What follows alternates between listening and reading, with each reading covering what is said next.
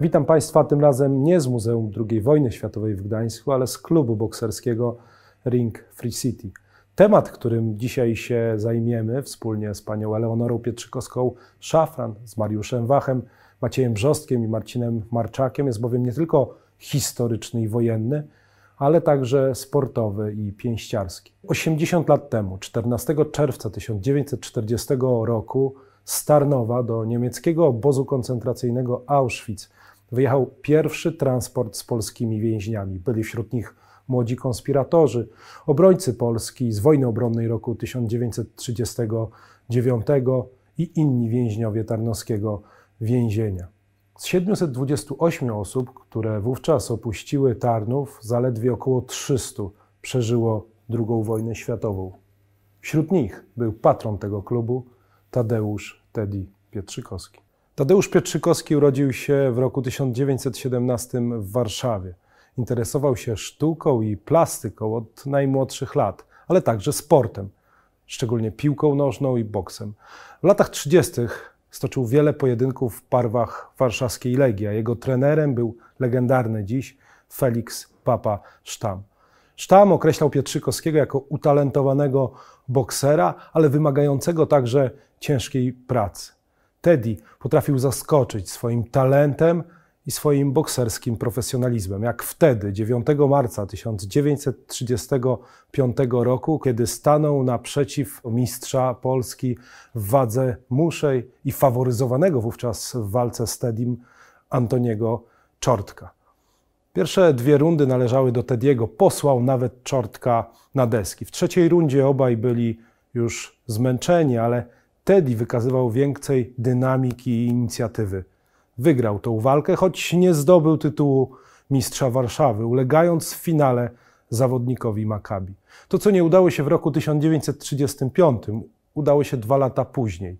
Teddy zdobył mistrza Warszawy. W swojej karierze był także wicemistrzem Polski. Po jednym z zawodów Przegląd Sportowy napisał, że Teddy jest lotny, inteligentny i szybki.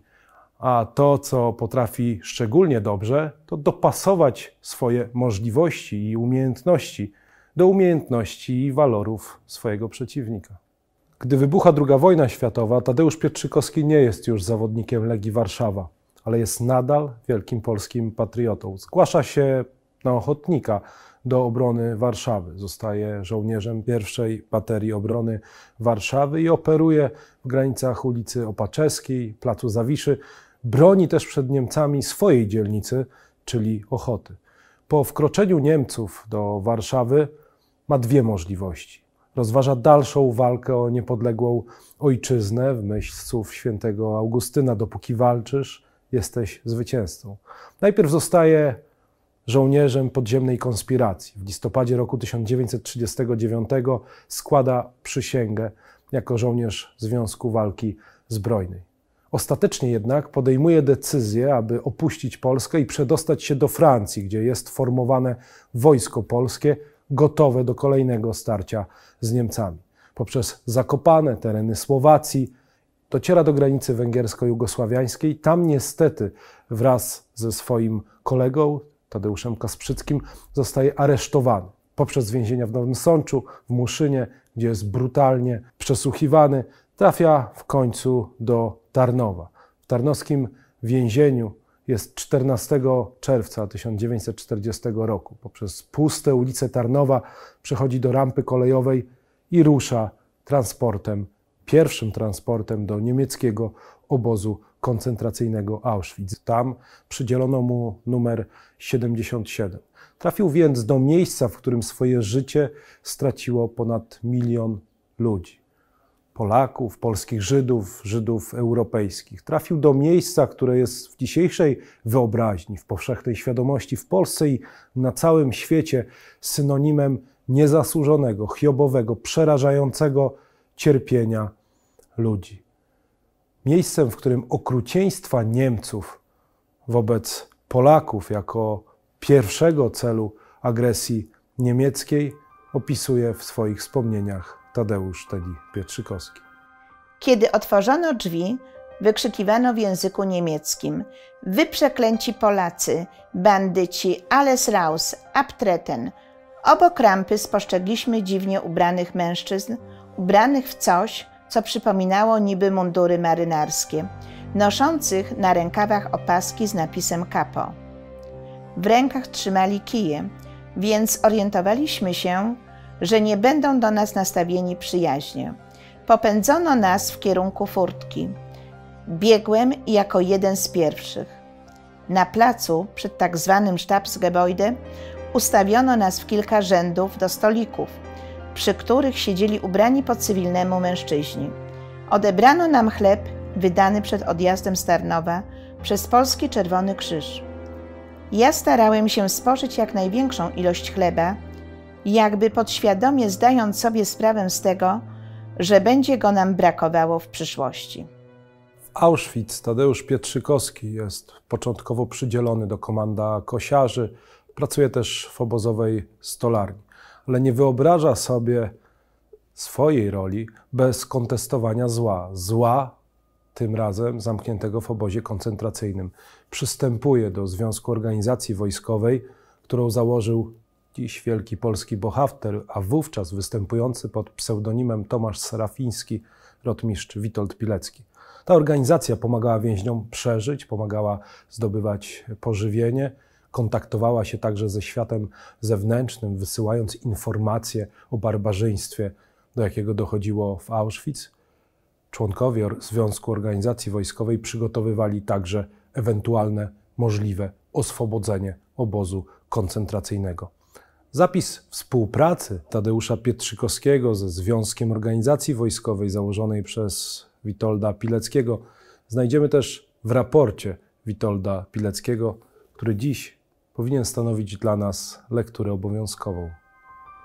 Pewnej marcowej niedzieli roku 1941 przebywający w okolicach obozowej kuchni Tadeusz Pietrzykowski usłyszał nawołujące do walki krzyki w języku polskim i niemieckim. Za moment podbiegł do niego jeden z więźniów, proponując mu walkę z niemieckim kapo, zwyrodnialcem i sadystą Walterem Düningiem. Tak zapamiętał tą sytuację jeden z obozowych więźniów, Tadeusz Sobolewicz, numer obozowy 23053. Więźniowie polscy, którzy znali Tediego z dużej odporności na ciosy, bo nieraz mimo tęgiego lania odblokowych czy kapo nie załamywał się, zasugerowali mu, czy nie stanąłby do walki z Walterem. Podchwycili to niemieccy kapo i zaproponowali, że dostanie pół bochenka chleba i kostkę margaryny za rozegranie walki z Walterem. Rechotali zadowoleni, gdy tę propozycję przyjął, bo pewni byli lania, jaki sprawi Polakowi silniejszy i lepiej zbudowany niemiecki kapo. Wtedy ważył 40 kg, a Walter około 70 kg. Walka odbyła się nie w rękawicach bokserskich, a w rękawicach roboczych, co tylko potęgowało siłę ciosu. Wiele lat później jeden z historyków napisał, że walka Pietrzykowskiego z Düningiem była pierwszą w historii obozu walką, w której udział wziął więzień. Rozpoczęła się walka. Zanim to nastąpiło, w umyśle jak błyskawica przewinęła się moja uprzednia kariera bokserska. Sylwetka trenera Sztama. Pierwsza i ostatnia walka. Wiedziałem jedno, że muszę walkę wygrać. Był to dobrej klasy bokser zawodowy. Nie wiem, kto z nas był lepszym bokserem, ale wiem jedno, że są takie chwile, gdy rzeczy niemożliwe stają się rzeczywistością. W pewnym momencie Teddy zasypuje Düninga ciosami. Ten rezygnuje z walki, przerywa ją. Możemy powiedzieć, że poddaje się. Było to pierwsze z kilkudziesięciu zwycięstw Teddy'ego w obozie koncentracyjnym Auschwitz. Tak jak wspominali to współwięźniowie Tadeusza Teddy'ego Pietrzykowskiego, zwycięstwo Polaka, polskiego boksera nad niemieckim kapo było dla nich czymś w rodzaju transfuzji nadziei, wiary w to, że uda się zwyciężyć, że jeszcze Polska nie zginęła, zło obozu, zło okupacji zakończy się. Teddy dawał nadzieję i dawał wiarę, ale dzielił się też z współwięźniami tym, co namacalne, co wprost pozwalało im przeżyć. Walczył przecież o chleb i margarynę. Tam bowiem, gdzie rodzi się dobro, rodzi się też ludzka solidarność. Z Auschwitz Pietrzykowski trafił do obozu koncentracyjnego Neuengamme. Tam również musiał walczyć, aby przeżyć. Wyzwolenia doczekał w Bergen-Belsen w kwietniu 1945 roku. Następnie trafił do legendarnej dywizji pancernej generała Stanisława Maczka. Ostatecznie jednak, z różnych przyczyn, zdecydował się wrócić do zdominowanej przez komunistów Polski. Jedno jest pewne, boks, pochodząca ze starożytności, szlachetna, olimpijska dyscyplina sportowa, nigdy nie powinien stać się źródłem zaspokajania barbarzyńskich instynktów niemieckich oprawców. Natomiast boks w wykonaniu Tadeusza Tediego Pietrzykowskiego i innych bokserów z obozów koncentracyjnych dawał szansę na przeżycie, był symbolicznym triumfem sprawiedliwości i zwycięstwa dobra nad złem. Dziś boks to już na szczęście tylko czy aż dyscyplina sportowa, która kształtuje charaktery wolnych ludzi. Sport pięściarski należy do dyscyplin mających bardzo dużo zwolenników, entuzjastów, ale również i przeciwników. Zwolennicy i entuzjaści to tysiące ludzi żądnych emocji walki w ringu, ludzi doskonale rozumiejących wszystkie istotne wartości pięściarstwa. Cechy tego sportu wyrabiającego w ćwiczących twardość, bojowość, wolę i wiarę we własne siły. Przeciwnicy boksu wysuwają jako argument, że sport ten jest zbyt brutalny i niebezpieczny.